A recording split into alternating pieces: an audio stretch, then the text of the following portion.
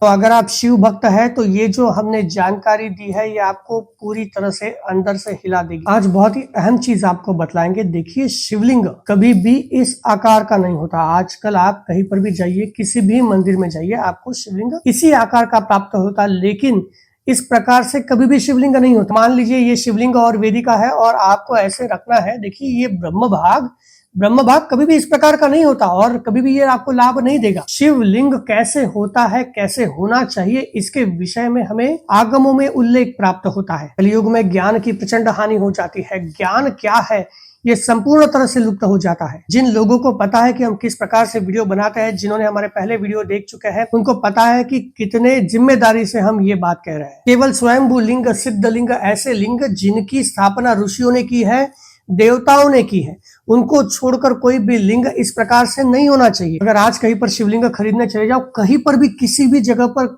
शिवलिंग खरीदने चले जाओ, आपको इसी प्रकार से शिवलिंग दिखाई दे, चाहे वो पत्थर के हो, चाहे वो क्रिस्टल के हो, किसी भी प्रकार का।